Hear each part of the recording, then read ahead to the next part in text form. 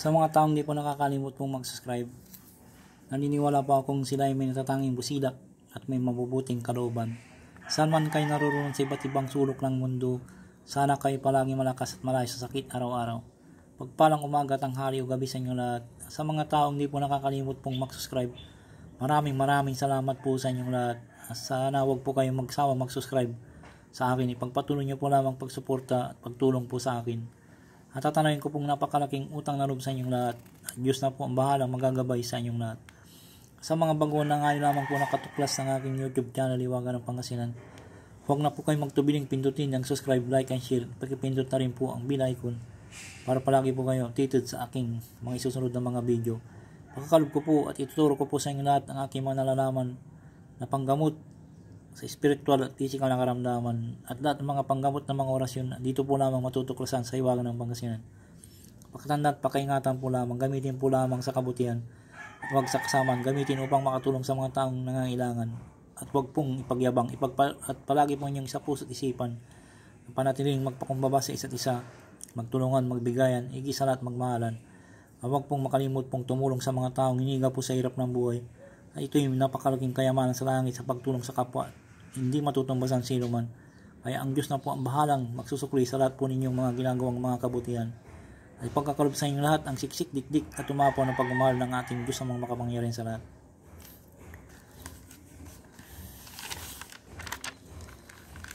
Shout out muna kay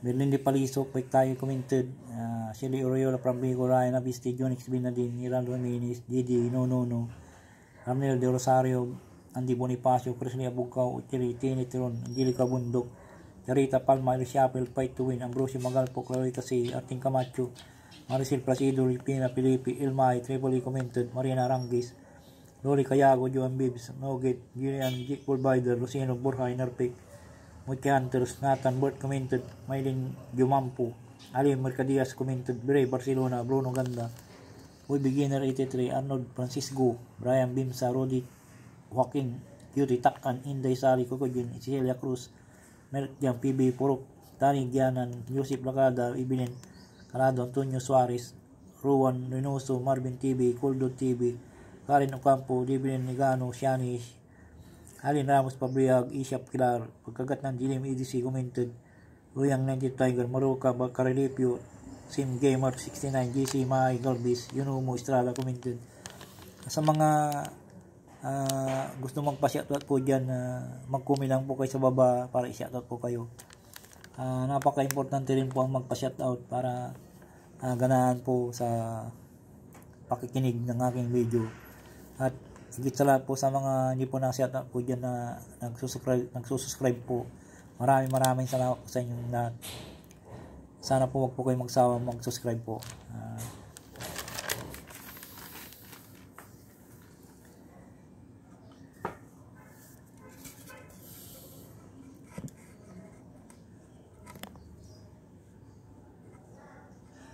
Ang i-share ko po sa inyo ngayon po, ngayong tanghali po ay orasyon pantanggal ng sakit mula sa sumpa. Napaka-importante po ito kung halimbawa po may nakaaway po kayo na at kayo po ay wala nang pong magawang sa buhay, wala po siya magawang sa buhay kundi magsumpa. Sinumpa kayo, gumamit po siya ng nagpaturo po sa kanya o pinasumpa kayo sa mangkukulam o sa mga masasamang elemento o masamang po, dapat po nyo malaman po ay ito po ang ipagkakalo ko po siya ipatanggal ng sakit na mula sa sumpa. Kung di po kayo wala po kayong devotion, magdasal po kayo ng ito po yung pinagkapuder po ninyo ang ama namin, ang Baginong Maria, Alwalhati, sumasampalataya, para malaman po ninyo ito po yung pagkakalo ko po sa inyo na di po kayo wala po kayo po yung devotion o poder po. Ito yung pinagka-poder po nyo. Ibig ko sabihin, ito ay yung poder na para mapaandar rin po nyo ang orasyon po. Sa mga nanay, tatay po dyan na wala pong dinadasal na poder bakod balabal pundo, ito po yung gamitin mo yung pang poder po. Kung halimbawa po ay ang pagkukan po ng sumpa ay mamalasin ka, at kahit anong ginagawa mo sa panghanap buhay po ay parang baliwala pong nangyayari at palagi po kayong nababangayan. Yan ang mga kunang sumpa. At kung magbubuntis po yung asawa po ninyo ay makukunan o palagi nagkakasakit po kayo sa buong pamilya,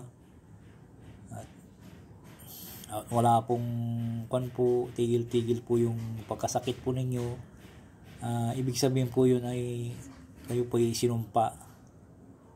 Ang mahirap po magsumpa po dito ay wag po yung awayin po yung mga magulang po yung pag ang nagsumpa po ay magulang po ninyo, eh wala pong kagamutan po yun kung di humingi po ng kapatawaran sa kanya. Kung halimbawa ang nagsumpa po sa inyo ay yung mga magulang po ninyo, humingi po kayo kaagad ng kapatawaran sa kanya kasi wala pong panggamot po dyan na po. Dapat nyong malaman po na dapat po ang mga magulang po ay mahalin po, huwag nyo pong apihin. Kasi pag sila po ang nagsumpa sa inyo ay mamalasin po kayo habang buhay po. May nangyari na po dito sa ginamot ko po ganyan po dito po sa Pangasinan po nung nandun pa ako sa Pangasinan po. May ganyan po. Dami na po siyang pinuntahan pong mga gamot po. Pinagpira lang po siya. Sabi siya yung nagpagamot sa isang albularyo po doon sa amin ay ganito po ang gawin mo, ganito matatanggal yung gagamutin kita. At hanggang pinirahan po, hindi po niya natanggal po yung sumpa. Nung time na parang nawawalan po siyang tiwala sa mga gamot po, nakita ko po sa bahay ko noon na nakaupo lang po siya sa gilid. Parang naaawran ko po siya na may malalim po siyang dinidibdib na kinukan po sa kanyang katauhan na parang nawawalan po na siyang gana na nung may ginamot po ako, tapos tinawag ko po siya nung kukunti na po yung ginagamot ko po, ay sinabi niya sa akin na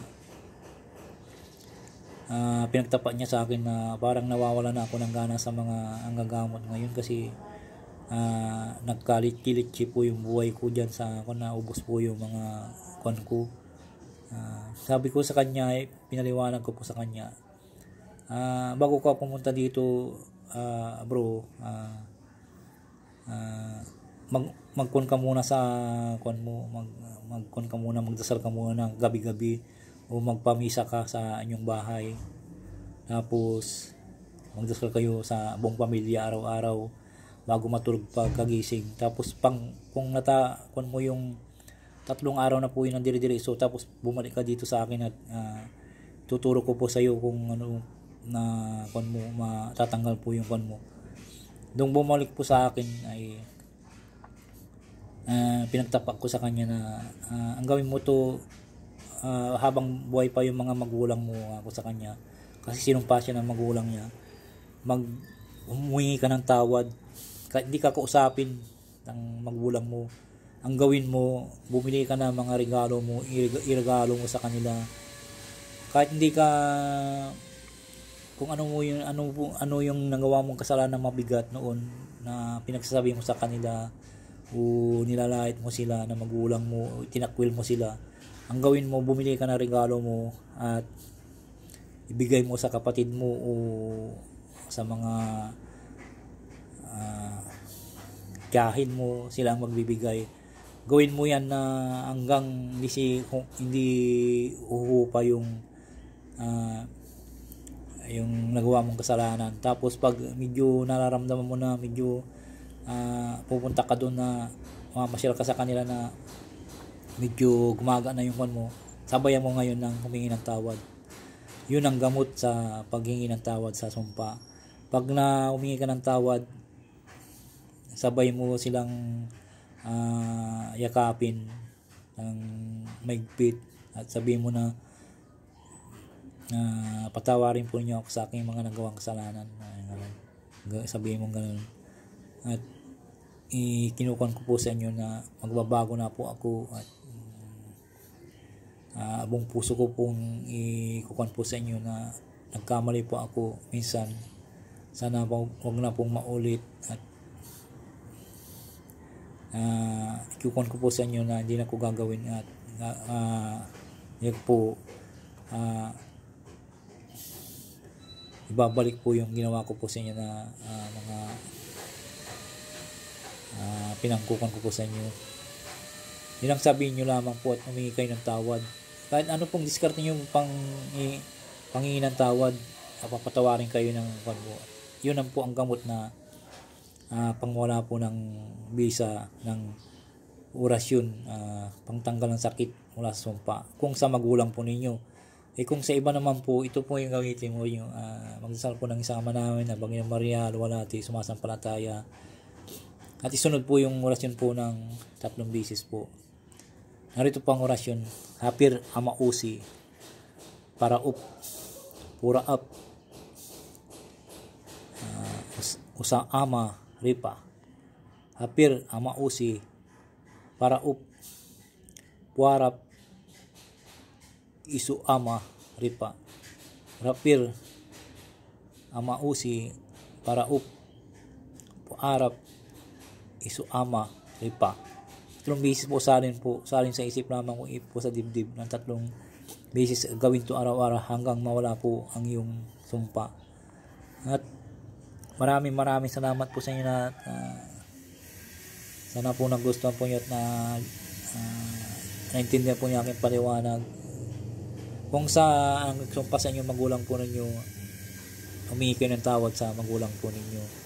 Kung ang nagsumpa sa inyo ay mga makukulam o kung ano man dyan na bad spirit o malamang masasama, ito po yung gawin nyo. Salin po nyo sa isip lamang po, ipo sa dibdib 3 beses. Gawin nyo ito araw-araw hanggang mawala po. Ang mararamdaman po niyo pag nawawala po yung kwan mo nyo, kung halimbawa sinumpa kayo na ng mga makukulam, mabigat po yung kwan po nyo, at palagi yung nakakasakit, at parang palagi po kayong palaging mabigat ang pangangatawan nyo palagi, at buong pamilya nyo po yan. Hindi nyo malaman kung ano pong iniisip po ninyo na balisa, palagi po kayong nananaginip ng mga masama, ay ibig sabihin po yun ay sinumpa kayo ng mangkukulam. Ito po ang gawin nyo pag sinumpa kayo ng mangkukulam, at siya ay mawawala po. Basta gawin nyo po araw-araw hanggang siya ay mawala po.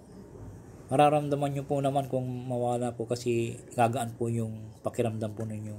Gagaan po, at mawawala po yung sinumpa sa inyo. Maraming salamat po sa inyong lahat. Sana po nagustuhan po nyo aking video. Orasyon pantanggal ng sakit na mula sa sumpa, iwagan ng Pangasinan. At wag po na kayong tubiling mag-subscribe, mag-like and share. Pakipindot na rin pong binay ko. Maraming salamat po sa inyo lahat.